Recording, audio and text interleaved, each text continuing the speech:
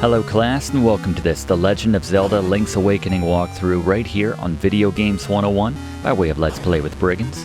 I'm your instructor, Professor Brigands, and the first Legend of Zelda title to be released on a handheld console is an excellent one. Incidentally, this is actually the first ever Game Boy game we've held a class on here on Video Games 101, and what better title to begin with? Note that while this is specifically the DX remake of the game for the Game Boy Color, which was released in 1998, a few years after the original title, something I'm sure you've already gathered based on the existence of Color, aside from the photo side quest and the Color dungeon, not to mention a few superficial additional changes, all of which we'll talk about later, this is the same game and thus this Link's Awakening walkthrough can be applied to either version of the game. It can also largely be applied to the more recent acclaimed Switch remake version of the game, but I digress. This is, again, an excellent game, maybe a bit sillier at times between some of the dialogue and unexpected cameos, but one which deserves its place amongst one of the greatest video game series of all time. In terms of difficulty, Link's Awakening is on par with other Legend of Zelda titles we've already covered here on Video Games 101, like the original NES Legend of Zelda, the SNES's A Link to the Past, or even Ocarina of Time. In the absence of a water temple, it's probably a bit easier than Ocarina, but nonetheless, I'm going to give Link's Awakening in terms of difficulty a 5 out of 10. On the frustration scale, this equates to throwing your controller across the room, something I very much recommend against, as in this game's case, the controller is the console, but whatever you're playing this on, I assure you that your controller will remain firmly rooted in your hands by way of our 100% walkthrough. We're going to be covering everything there is to see, do, and collect here in Link's Awakening. That means all the secret seashells, heart pieces, items, and yes, even the photo side quest, though note that we'll be getting all of our photos in without having to go out of our way, so you don't need to worry about that in case you're not playing this version. Really, the only thing you would need to skip over if you're using this as a walkthrough but not specifically playing the DX version is when we get to the Color dungeon, but we've also got timestamps for your convenience for every notable moment or item in this game, including the aforementioned seashells, heart pieces, items, and dungeons so that you can jump to whatever point you might want or need to. Speaking of items, Blaze is going to be providing information on every item there is to find here in Link's Awakening as we grab them. Our resident boss expert Gary has tips for every boss and mini-boss we'll encounter in this game, and Fluff will provide a number of interesting facts about Link's Awakening, including its Twin Peaks connection and the many fun glitches between the different versions. This is going to be a fun one, but we've got a lot to get to, so let's run the intro and get into this Link's Awakening walkthrough right here on Video Games 101.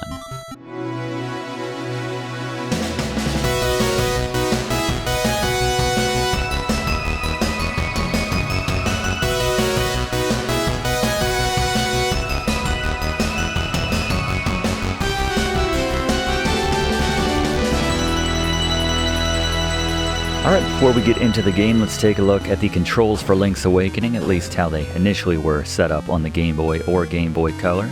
A is used to talk to people and creatures in this game, but otherwise A and B are just used to control whatever item or weapon you currently have equipped for that button. You can bring up the menu/inventory with Start to change your equipment on demand. Select is used to bring up the map on the overworld or the submenu within the menu, and we can press Start, Select, A and B together to save on demand. Lastly, hold the attack button with your sword equipped until the sword flashes and you hear the sound effect, then release it to do the whirling blade technique, which spins the blade around and deals double damage to anything it hits. Note that we'll generally be referring to this as the charge or spin attack throughout this Link's Awakening walkthrough, so that's what we're talking about if you hear myself or one of the TAs mention it. Now let's take a quick look at the Briggs notes for this Link's Awakening walkthrough, the keys to beating this game. First, simply and most importantly, follow this guide for the most efficient route through Koholint Island to get everything generally as early and or as efficiently as possible, which in turn will make everything much more manageable. Secondly, follow Gary's boss beaters to make the bosses more manageable, but that's about it, just follow along. Before we put in our name, our resident fact finder Fluff has a quick fact which some of you might already know about, but Fluff? Inputting your name as Zelda changes the music you hear on this screen to a kind of remixed version of the Overworld tune. Other than that, the game is the same, but kind of a cool little Easter egg, if not a way to make your game make zero sense in some ways. But maybe more to the point, I feel like Link calling himself Zelda is a little sad, weird, confusing, all of the above? I'll go with all the above, thank you, Fluff. So in classic Video Games 101 fashion, and with our character cap of 5, I'm going to name our character Prof as we get into the game here. There's Marin and her father, Terran. What a relief, I thought you'd never wake up. You were tossing and turning. Zelda? This is the Legend of Marin game. What are you thinking? You're still a little woozy. You're on Koholint Island. I like the shading in this one because it always looks like Link has a 5 o'clock shadow on his face there. Something about the green. And later when we get the blue. Finally snapped out of it. Name's Terran. Hope you're feeling better. Yeah, how did you know my name? Is it sewn into my underwear like in Back to the Future? Calvin Klein? But no. So talk to Terran, get your shield. And it's a novel system in this game. We have 2 buttons which we can assign items to. I guess by default we have the shield on B. But that's fine. Not a good look when we can't even lift pots at the start of the game, but to be fair, they are Link-sized pots. Such a fantastic soundtrack, though, here in Link's Awakening. So, first things first, let's go back down to the shore where we washed up and try to find our sword. Hopefully no one walked off with it. Just go south all the way through town there, down to the beach. We're going left to right a few screens, using our shield to push the baddie out of the way and get used to this. Hoot hoot, so you are the lad who owns the sword. Now I understand why the monsters are starting to act so violently. It's basically a Secret of Mana situation. You can't leave the island unless you wake the windfish. I'll wait for you there in the forest, northwest of here. Nice piece of music. Baddie has no idea what's about to happen. Has your name engraved on it. There's such sticklers about just embroidering everything in this game. Alright. There you go. Yeah, you can hold down that attack button to do your super swing, your spin attack as I like to call it, sometimes your charge attack. Well, let's just start killing everything. No need to push anything gently out of our way anymore. We're going in offensive mode instantly. So just going straight north here. And we can talk to the children to get some fourth wall breaking right at the top here.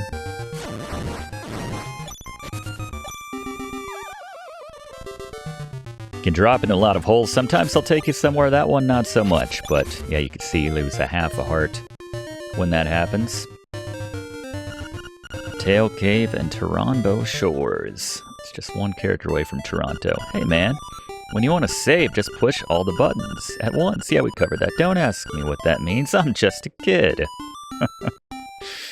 Way to cover your butt there, kid.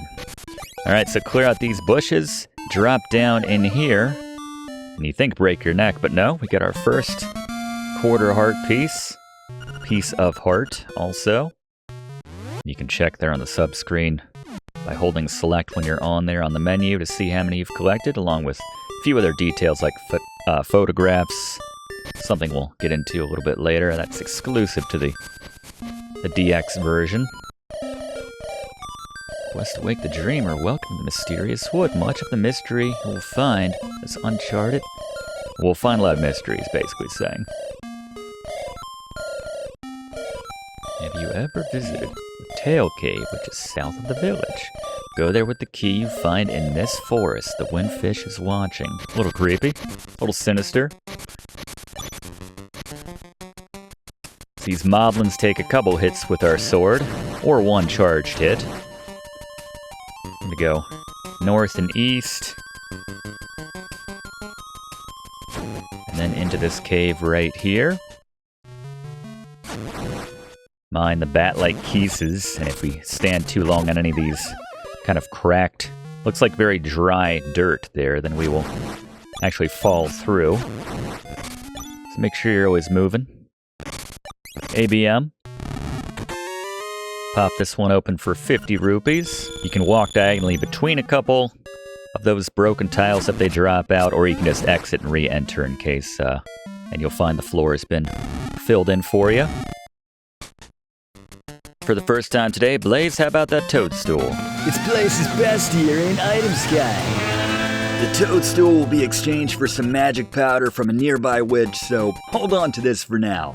Not that you have a choice. Thank you, Blaze. And we actually cannot get that piece of heart just yet.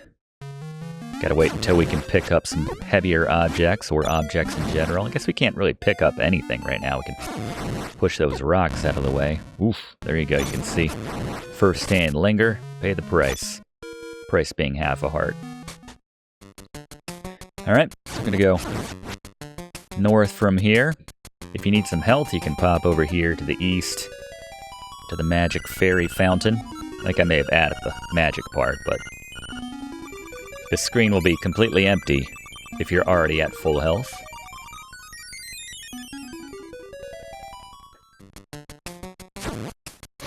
Keep going north and head east.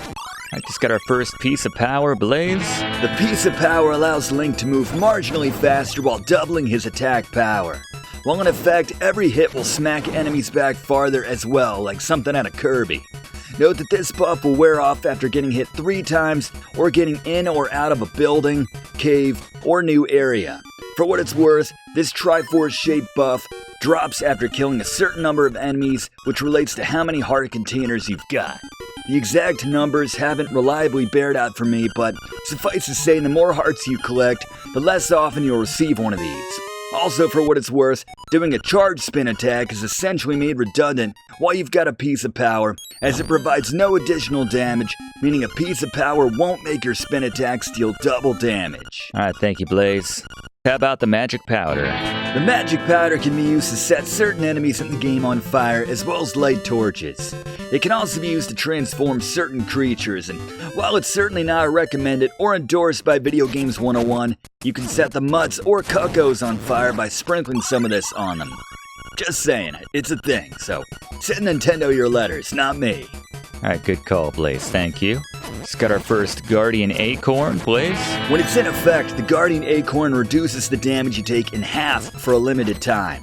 Similar to the piece of power, it disappears after you take 3 hits, or if you enter or exit a new area.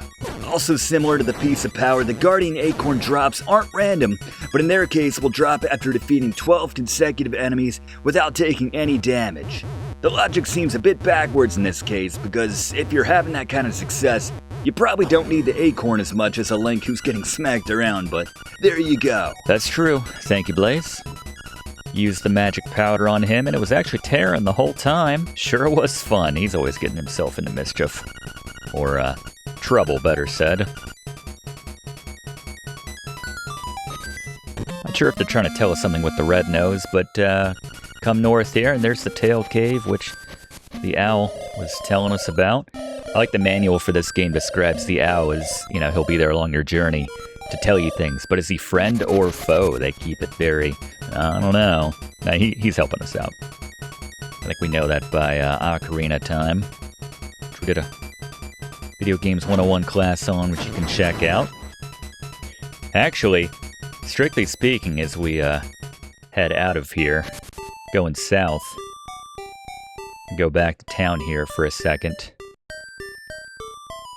If you, as far as the timeline goes for this game, this only takes place if you died in Ocarina of Time, and we put together a no-death run of that, so strictly speaking, this game doesn't even exist, but I digress. It's time to fish!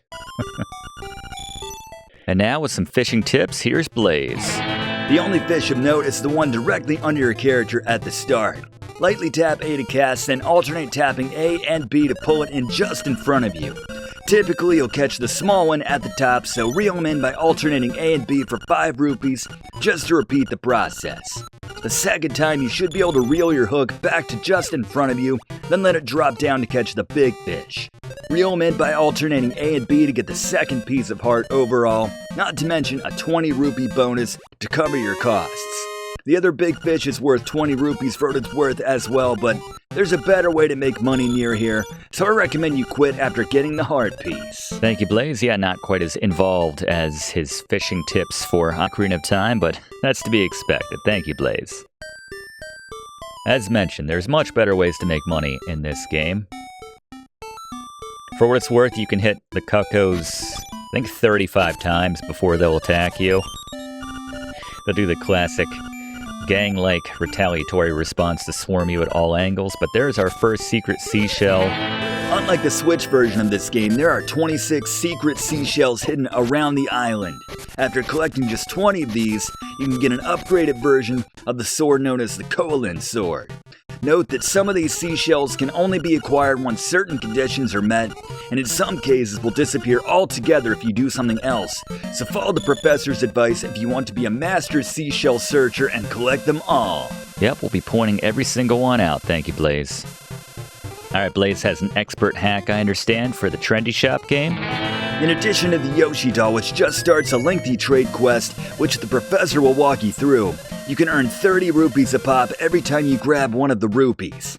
An easy way to ensure you time it perfectly every time is to hold B until it's directly over the center of the top left conveyor belt, then lightly tap A once the top of one of the rupees hits the break point between the vertical and horizontal conveyor belts in the top right, like the professor shows. Good call, Blaze. Thank you very much. So I'm going to wait until we have 210 rupees for both the shovel and subsequently the bombs at the shop. So let's go to Fluff for the first time today for our first Fluff fact about The Legend of Zelda Link's Awakening. The Legend of Zelda Link's Awakening is a 1993 action-adventure title from Nintendo themselves for the Game Boy and serves as the franchise's first title on a portable console. Released 2 years after The Legend of Zelda A Link to the Past, Link's Awakening's development for the Game Boy actually began as a planned port of Link to the Past to the Game Boy in the spare time of members of Nintendo's staff. During this labor of love, the game evolved into its own original title, with a script from Yoshiaki Koizumi and Kensuke Tanabe. For what it's worth, while the Legend of Zelda series co-creator and Shigeru Miyamoto provided no creative input for the first time on a Zelda title here in Link's Awakening, he served as producer and still acted as a game tester, giving some feedback which ultimately shaped the game as we know it. Directed by the Legend of Zelda series co-creator Takashi Tezuka, who cut his directorial teeth on titles like Super Mario Bros. 3, Super Mario World, and The Legend of Zelda A Link to the Past, Tezuka had designs on the world of Link's Awakening to feel reminiscent of the surreal mystery cult classic television series of the early 90s in Twin Peaks. Tezuka suggested to writer Kensuke Tanabe that the characters of Link's Awakening be written as, quote, suspicious types, akin to Twin Peaks, and Tanabe in turn created the many, quote, odd characters, and their oftentimes likewise odd dialogue, something which would be echoed in future titles in the Legend of Zelda series.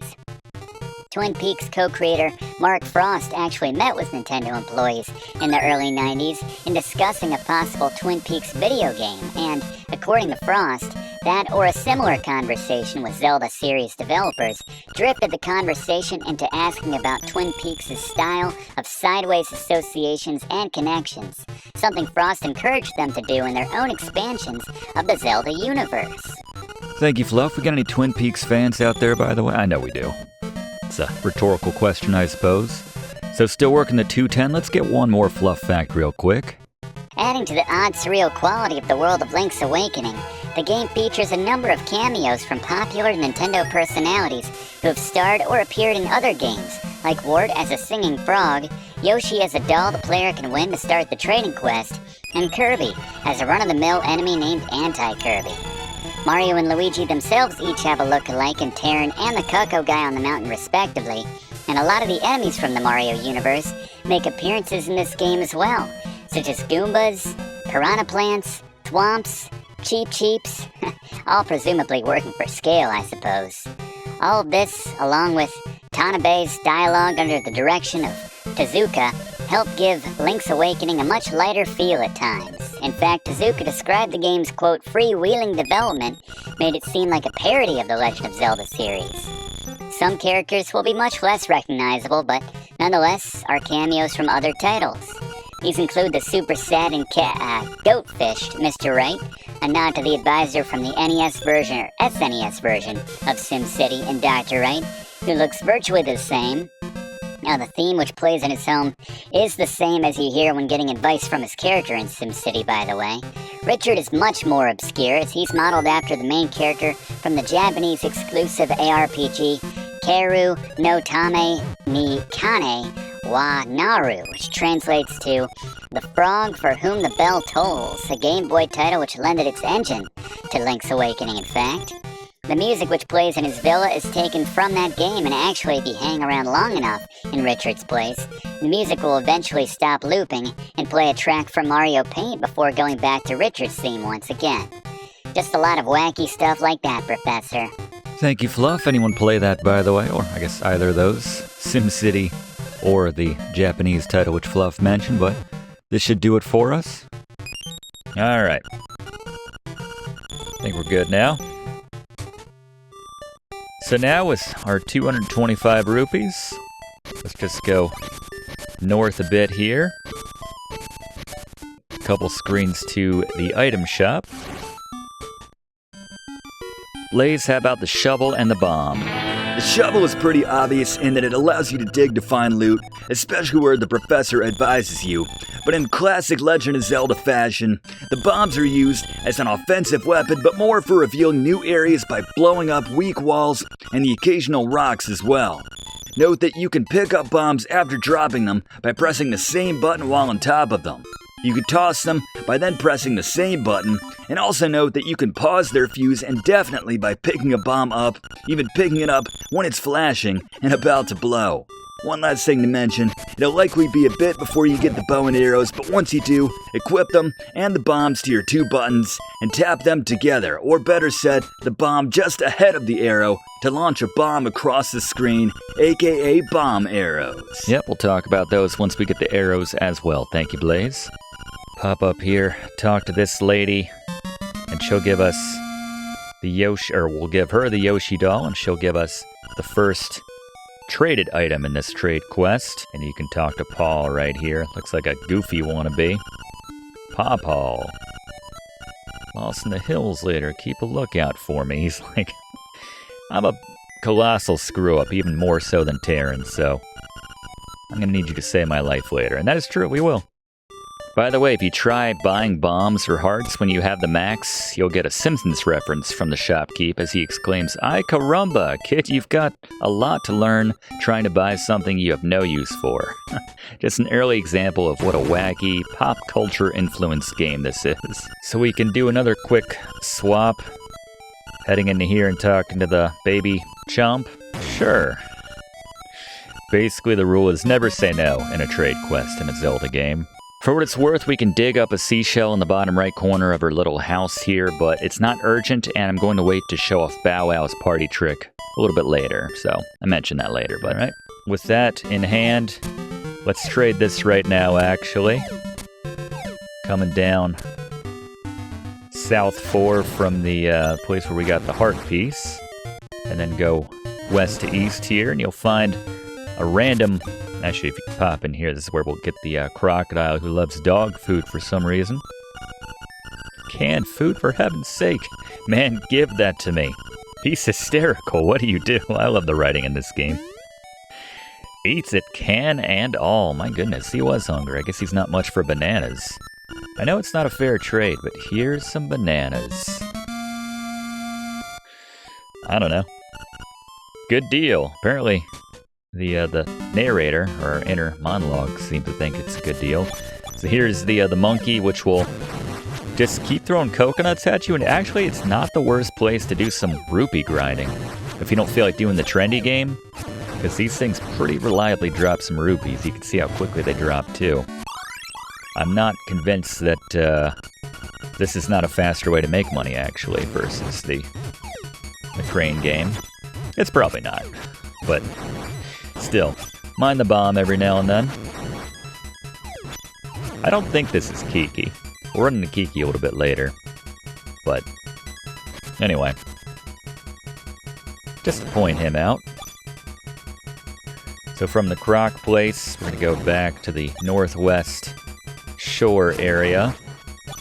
Go up and then just kind of follow the northeast path around. This will take us to the Tail Cave, our first dungeon. Already. Here in Link's Awakening. Gotta go a long way out around to access the cave, or dungeon better said. Here it's still, well, it's a cave and a dungeon. Little spoiler, but we'll have a bit of a shortcut for us by virtue of something we'll be finding in this dungeon. Put your cave right there. Looks like we're just overcome. Just world weary, but no, we're just entering the first cave here, the Tail Cave.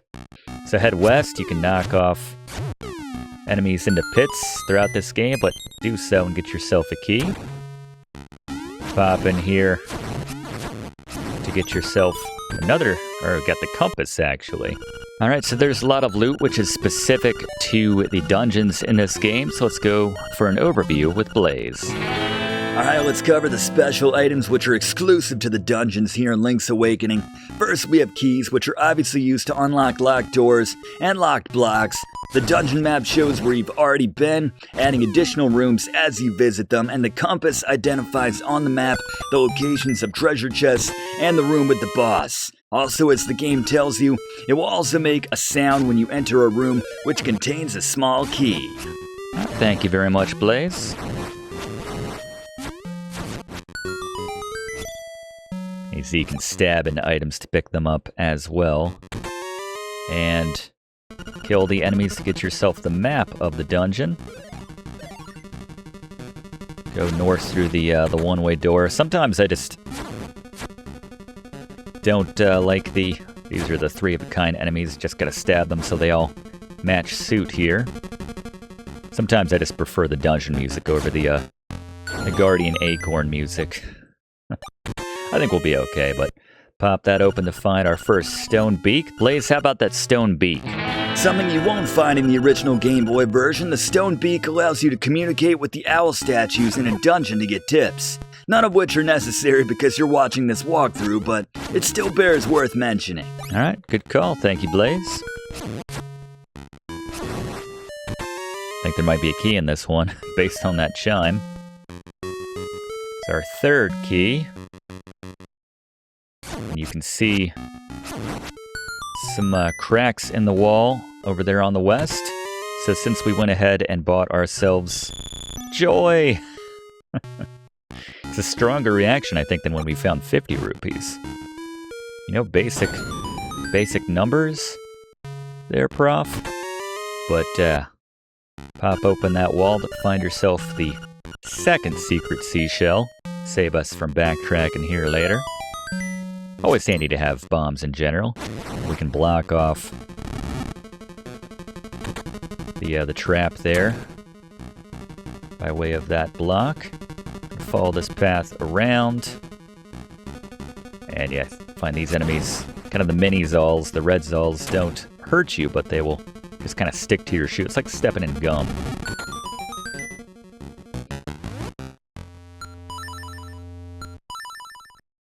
Flip these spinies with our shields. Just pull that out, let them run into you, or just walk up to them. I will take a piece of power, though. Not gonna say no to that. And again, universes collide. What are you doing, Nintendo? These, I don't know. Guess they had nothing else going on. There was no Nintendo game coming out, or Mario game, better said, in 1993. I'm sure there was, but there you go, Rock's Feather, a very useful item. Who says Link can't jump?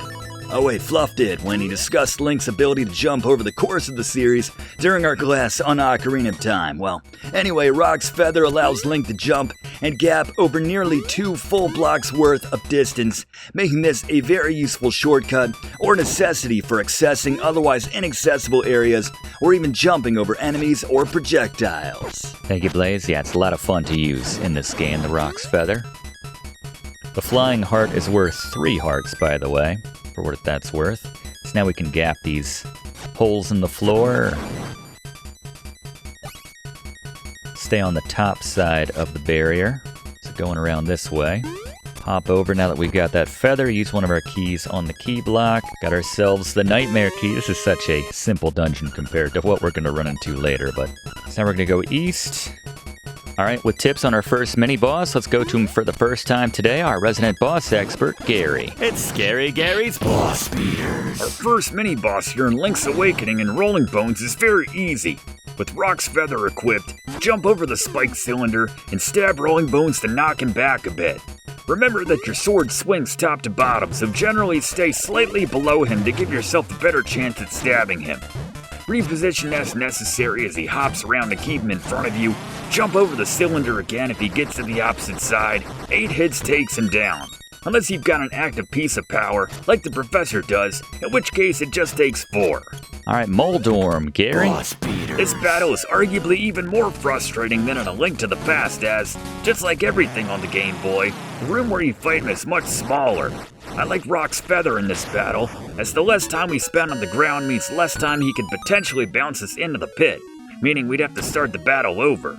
You can also land hits on the boss's tail, which is his weak spot while you're in the air for what it's worth. Just keep hopping over the boss as you stab as much as possible. 4 hits takes him down, or of course just come in with a piece of power to make this battle really easy like the Professor and take him down with 2 quick stabs, taking strategy out of the equation completely. Yeah, it's silly easy when you've got that. It's kind of cheap, actually. Thank you, Gary. Alright. So now we're going to head north and to... Every time when you're starting to get into a groove, that owl is there without fail. Just to slow everything down. Collect them all. Oh, it's instructed to give you directions. Who you working for, owl? Go to the Topanga Swamp. I know that's not what it said, but come on. Shout out to Danielle Fishell. Had a massive crush on her back in the day. What's wrong, kids? Serious. Yeah, it is. The Moblins came to the village. Yeah, that's right. Why do I feel like they didn't? You guys are setting me up. They went to the house. Yeah, the house. They did something at BowWow's house. It was a bad scene. Blood everywhere. The homicide unit is on their way right now, but if you go there first, you might be able to head them off. Alright, let's find out what happened. It's terrible. My BowWow was dog-napped. Moblins. Somebody help my poor BowWow. See what I can do, miss. Hopefully he's in the forest, 'cause that's where I'm headed. So yeah, head northwest into the forest. We're gonna go northeast to the cave, and then from the cave, go north a couple times. East from here. And then jump over this with our Rock's Feather. Get yourself the 3rd piece of heart. 1 to go. And then come down and around following this path. Now we can hop over the witch's pits. Not sure that's the proper term for the pits outside of the witch's place. These ghosts take 8 hits, by the way, but push that southeast grave. And this is a bit of a tricky jump, but push that out of the way.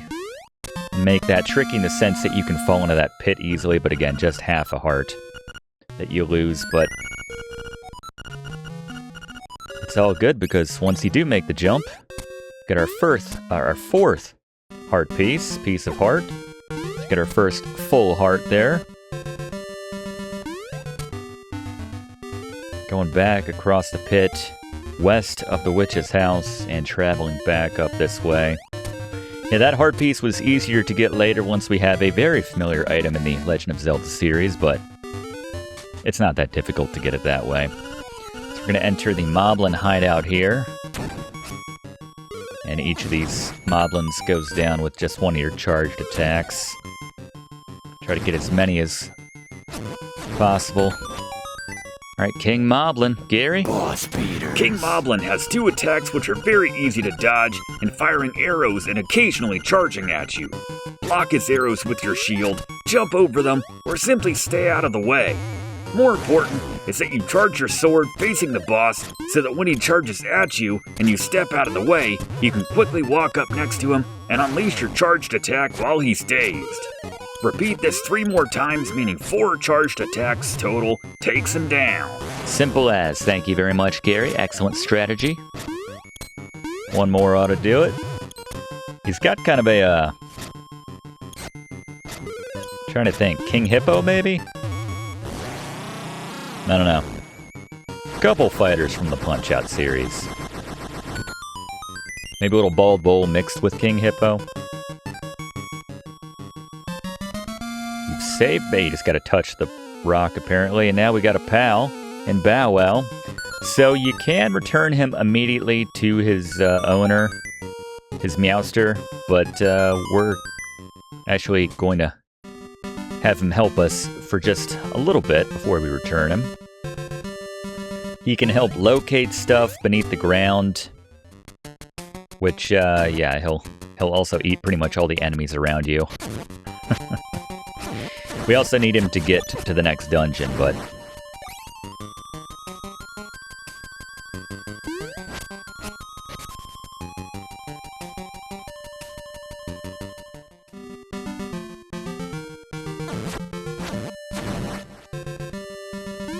you can always get hints from the phone houses. So first things first, we're going to use him to get us into the next dungeon. That would be northeast here, but go down and around this way first to find yourself 50 rupees. Very nice.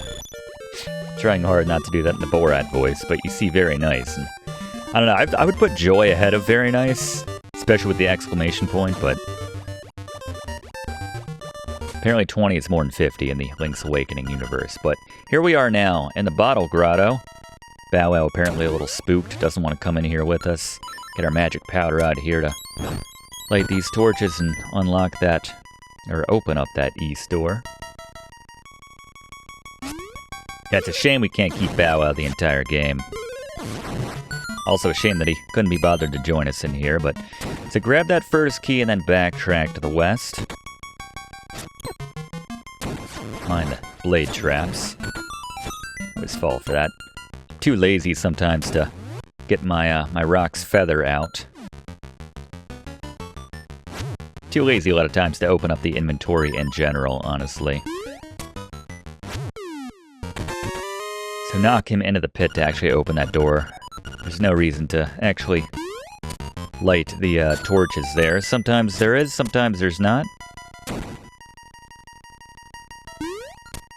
Fortunately, I have to light these once again.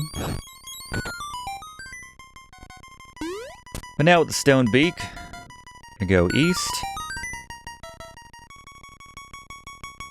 And we have our first crystal switch which we can hit there, so hit that to lower them and come down here. Access a key here. And we're going east.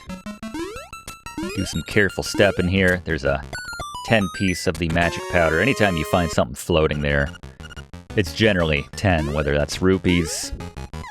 The sole exception is obviously the hearts, which again are worth 3. And then the mimics, just look away from them, and then get your sword charged up. Just unleash it. Yeah, if you turn, then they will, obviously, they're mimicking your movements, so that's how you can get close enough to them. Backtrack here, hit the switch, go on the other side, and head around to actually grab that key, which we got from the mimics. Now go back, hit that switch, go back to the left. We're going to unlock this door, which we got the key for. This one's a little tricky with the bottles in the middle. Got to hit them in their back. There we go. Or rather, that's how you can get up to them in that case, because they're always walking away from you otherwise.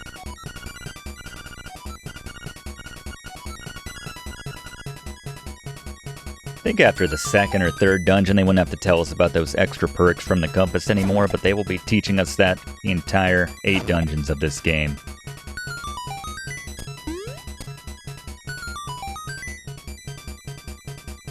Don't need to deal with the spinies here. Push these blocks in. The owl statue will basically tell us to move those things to the center. If you've got that stone beak. Yeah, BowWow definitely pulled a Yoshi. Waiting outside of the Koopa Kids castles.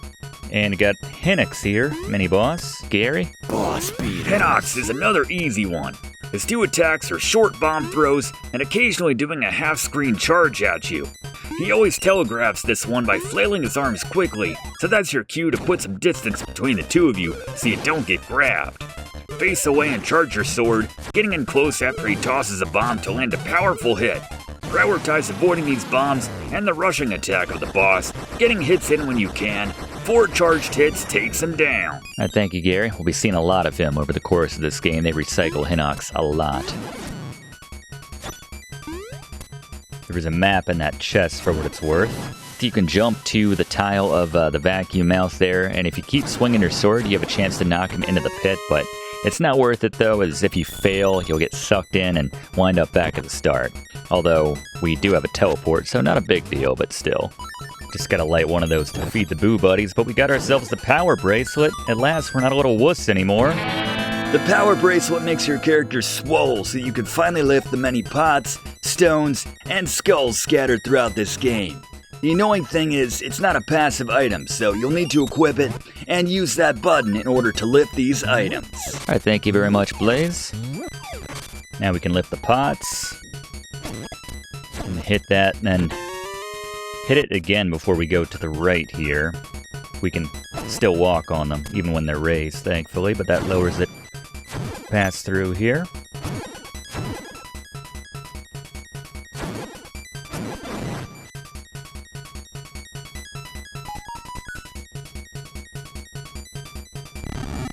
We have to kill these enemies in a very specific specific order. First, the Paul's voice down here with a pot. Yeah, if you go down the stairs and go a long ways around, you'll find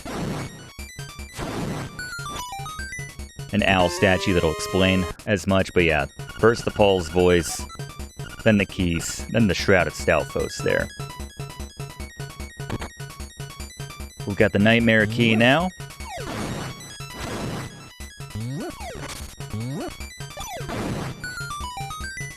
Kill all the enemies on that screen.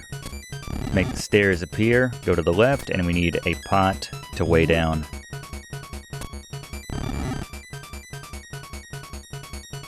Call it an elevator, but whatever you want to call that. And then a hop across to fight the Genie.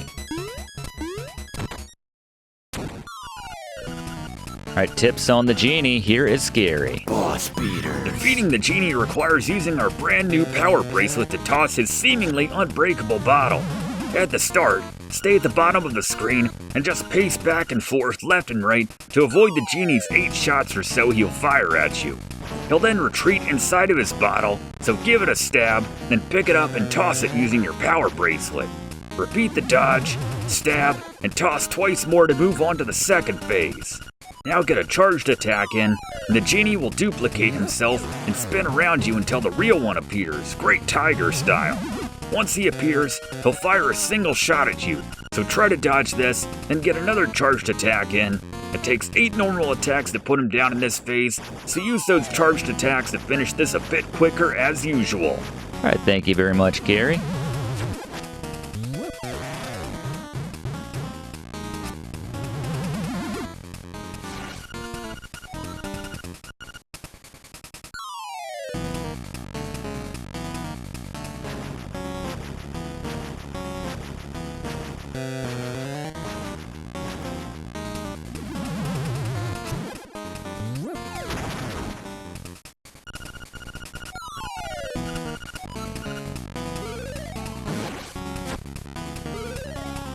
Yeah, there's definitely some Great Tiger energy right here. Oop. There you go.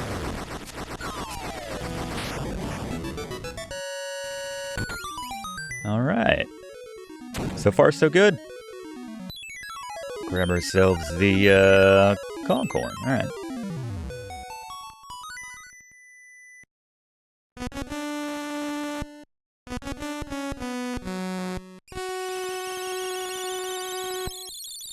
2 down. Oh, PS2. Good luck. Prairie, prairie. The prairie is waiting. Alright. So now, 2 dungeons down. Let's head to the west.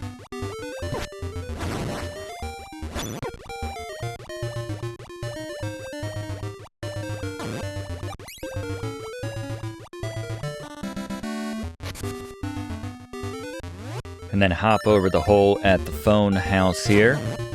Again, we get tips there, but not really necessary for our purposes right now. So now that we got the power bracelet, toss this out of the way. 50 rupees. Very nice. Just comes out on its own. And then going into our bag of tricks. For 20 rupees, the joy in all caps just seems... I don't know, he seems more stoked about that than the 50, but anyway. You can pop in here to meet Mr. Wright. That's where he lives. We'll be seeing him a little bit later once we have what he needs as part of the trade quest. No cause to go in there just yet, but I mentioned we could lift this rock. So pick up the rock, drop down in here. And then get out your magic powder, sprinkle some here for a familiar face. You might recognize the Mad Batter from Link to the Past. Hey kid, you woke me up from a fine nap. Thanks a lot, but now I'll get my revenge. Are you ready? No, I'll let you carry more magic powder. So if you say no here, you can cycle between magic powder, bombs, and arrows. I'd rather have double bombs versus double magic powder, so that's what I recommend. We don't even have arrows yet, so there you go. 60 bombs. We'll never need bombs the rest of the game. That's not true, but it might be true.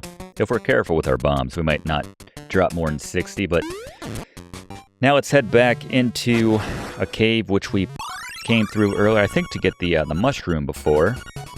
But I mentioned a heart piece we couldn't access until we had a bit more muscles? Until we have the right item. So get out the, there it is, the power bracelet. Throw those out of the way and get yourself the, I like the broken rock on top of that. That is our 5th heart piece overall.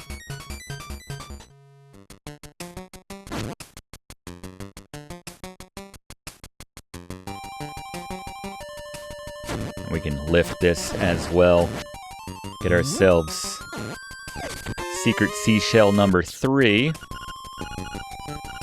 Something good is bound to happen. Definitely is, but we're a ways off from something good happening. So head south. Back to the village, and I said I was putting off this secret seashell for a while because I wanted to show BowWow's party trick. See? Woof, dig, rough. Okay. So he pointed to the lower right corner in the kind of guest house here. There is secret seashell number 4 for our purposes. Again, we could have gotten that a bit earlier when we got the shovel, but I just wanted to show off that BowWow can do that. I really appreciate what you did for my poor, precious BowWow. You're a nice boy. How can I repay you? I know, smooch. You got a reward from Madame Meow Meow. Lucky. Can't tell if that's sarcastic or like a yes. But anyway. Let's roll with it. So, from Madame Meow Meow's place, go northeast and equip that power bracelet now that we can head out of the often traveled, or will often be traveled, east exit from the village, and just go north from there to push these rocks out of the way, preferably not where the ground is about to collapse. And you get yourself a 50 spot right there. Head back out now. We're gonna lift this rock. Just cut through north here. And pop over the witch's place, and we're gonna pick up this rock southwest of her place. and then dig where that bush was covering to find secret seashell number 5. So, the place where we turn these in is the Seashell Mansion, and we get a bonus seashell if we turn in, if we just show up to this, the mansion once we have 5 or 10 seashells exactly. Which means if we picked up another secret seashell, which we found elsewhere on the map, we would basically make it so that we couldn't get all 26 secret seashells. So we're going to be making that stop very soon. So the cost of this will be a random amount of money. Could be more, it could be less than how much we paid in our game. I've seen 28, 48, even 68, so I guess that's just part of what makes Tracy crazy. I feel like there's a Crazy 8s joke in there somewhere, but anyways, the secret medicine, Blaze. The secret medicine sort of acts like the fairy did in other Zelda games. If you die with this item purchased, you'll instantly come back with your hearts refilled, making it an excellent insurance policy to carry whenever possible. Alright, thank you, Blaze. Excellent insurance policy indeed.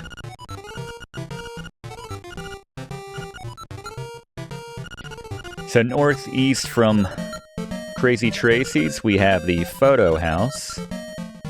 And the mouse really wants to take our picture. I think it's funny to keep saying no. He's going to take our picture either way. Which is kind of but what a bummer. He just throws you against the wall.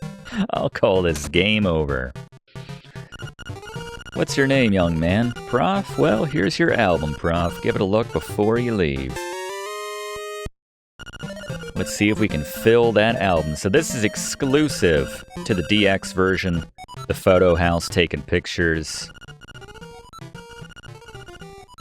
There are 12 pictures total in the game. Actually 13, better said, but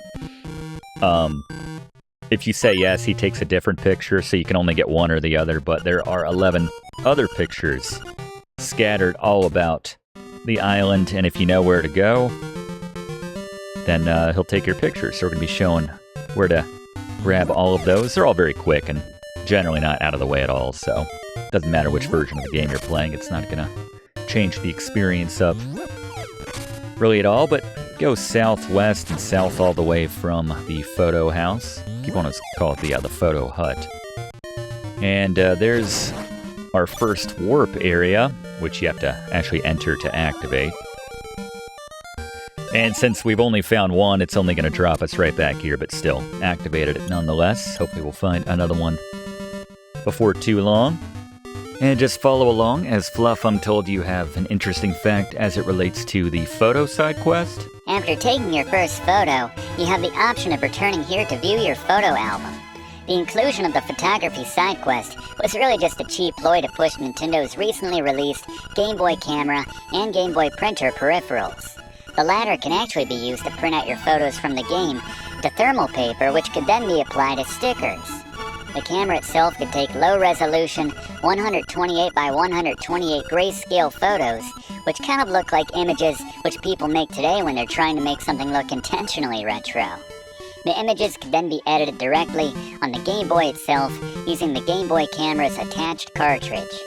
In addition to being edited within its own software or printed by the Game Boy printer, they could be copied to other Game Boy colors or even transferred to the short-lived Japanese-exclusive Nintendo 64 peripheral, which I've covered before, the 64DD, specifically within the Mario Artist suite of games, which made up the majority of the 64DD's library. Amateur and professional photographers, as well as retro tech enthusiasts, have of course made use of the Game Boy camera for a variety of pursuits over the years. Somewhat notably, the album cover for Canadian singer-songwriter Neil Young's 2000 album, Silver and Gold, was taken using a Game Boy camera.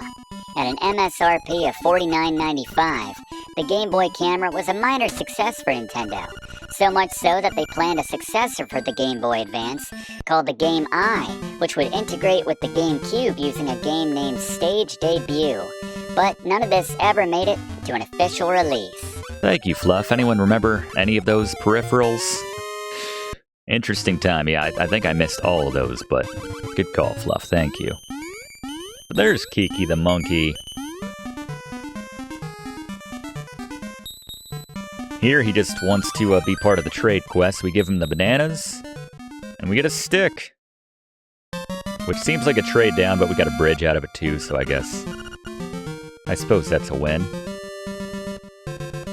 But head north across the bridge. We're going to start collecting these gold leaves.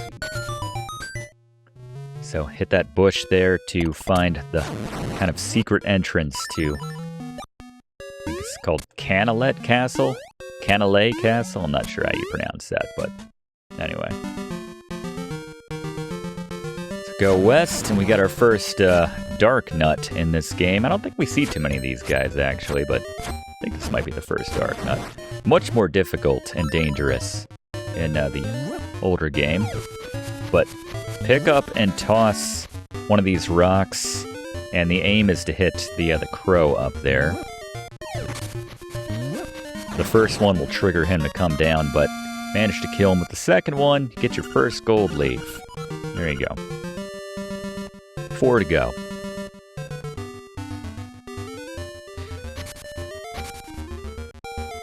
Just follow around, go north here, no need to engage with these enemies.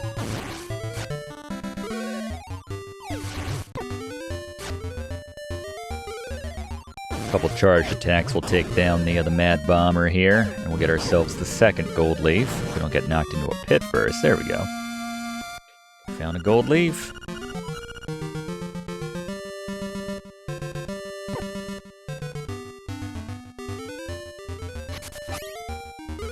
Enter the castle here. Kind of a mini dungeon.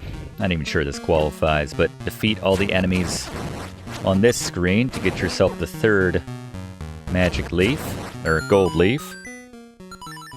Sprinkle some powder on this anti-fairy to get yourself a fairy. Generally speaking.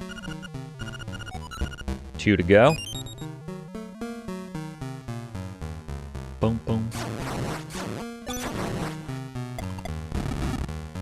That opened the drawbridge out front, so we can exit out. Without having to take that secret entrance / exit. So drop a bomb on the left symbol here, and then defeat the dark nut, which subsequently pops out to get the 4th gold leaf. And last one. I think we could be relatively sure that that guy has the last gold leaf. He looks fancy. Nothing else going on out here, so just enter this door here. And I think it's our first instance where we can just pick up a pot and throw it against one of those closed doors. Get yourself some goodies from these pots as well. Certainly some bombs and hearts. Just bait the ball and chain troopers. Ball and chain here. I think 4 charge swings takes him down. Don't need to bring in Gary for someone like that, but there you go, the final golden leaf. Now we can see Richard about that key.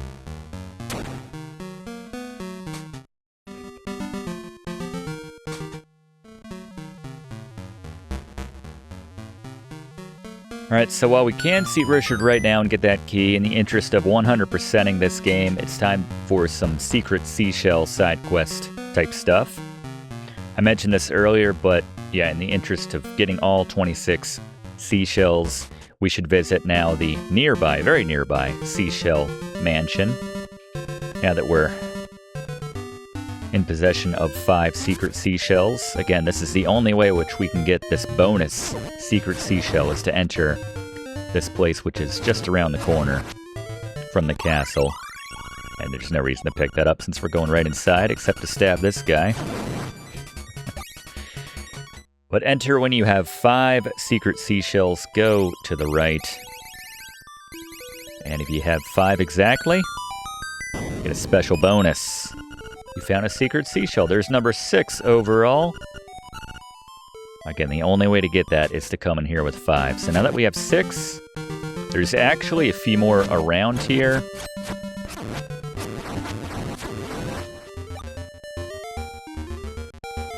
So east, one screen from the Seashell mansion, you find number 7 in quick succession. That top bush there. Go west a couple times, go south a couple times, and then lift that stone right there, and that should be secret seashell number 8. Sure enough. Another thing they don't need to remind us of time and time again. Yes, we get it. Collect seashells, good things happen, but go down and around and enter this cave here. Get out your bombs and bomb this left wall. If you stab it, the wall right there, you'll find it has a different kind of sound than you would normally hear if you stab the wall. That's always the giveaway that there is a bombable wall, but again, showing you where all the bombable walls are, so it's kind of tough to say. Bombable wall. Bombable wall. Struggling here, but wait, can I avoid that? We're gonna lose it as soon as we leave here.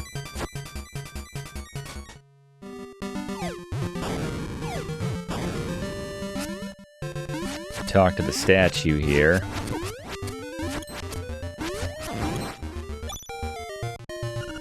Around here, secrets are nigh.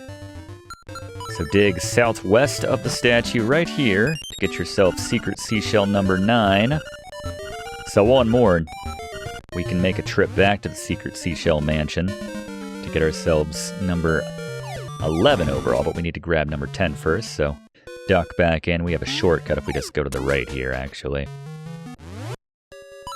Yeah, I would love it if we could, like, just map select to swap out, say, what's in the B slot, you know? Just toggle between the power bracelet, the leaf, feather, excuse me, what have you. I'm getting gold leaves and everything mixed up. But go down and around to get secret seashell number 10. So now we can head back to the Seashell Mansion and get ourselves the second and only other bonus exclusive seashell, which is given away in that mansion. The remaining 15 after that will be just scattered around the world.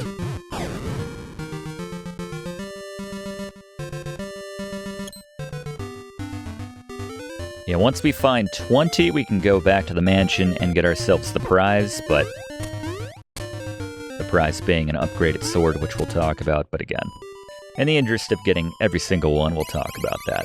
But here we go.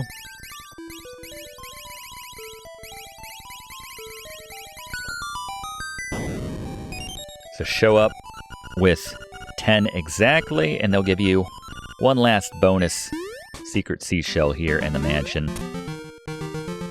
So we should be up at 11 now. So that's the end of the secret seashell side quest for the moment. Let's retrace our steps now and go back to Richard's villa.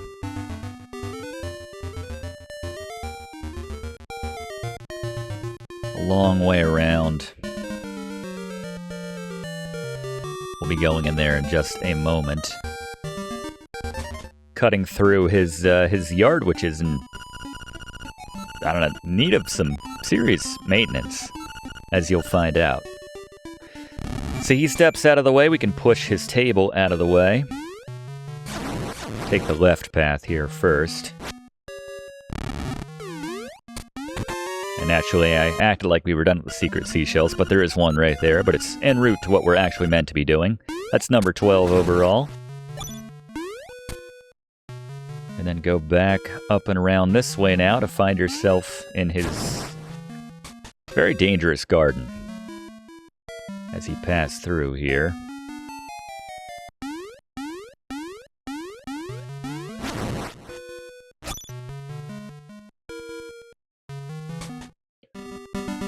Alright, so you need to cut in the right spot, otherwise there are holes underneath some of these bushes, so it's just straight right, and then straight down, and then all the way to the right. And now it's one right, one down, all the way to the right, up one, I'm just kind of hugging that wall right there. It's muscle memory at this point. And then straight across, then cut up there. And you can imagine there's something pretty important in this spot. This would be one heck of a wild goose chase if there was nothing there. But that is the slime key for the third dungeon, which we'll be heading to before too long. Now just backtrack the same way you came in. Hugging this wall here.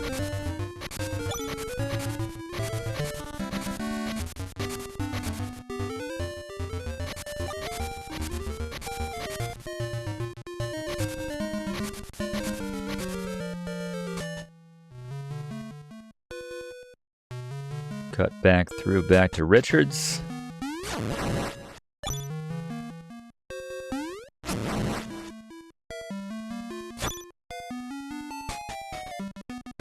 Yeah, money's not hard to come by in this particular entry in the Legend of Zelda series.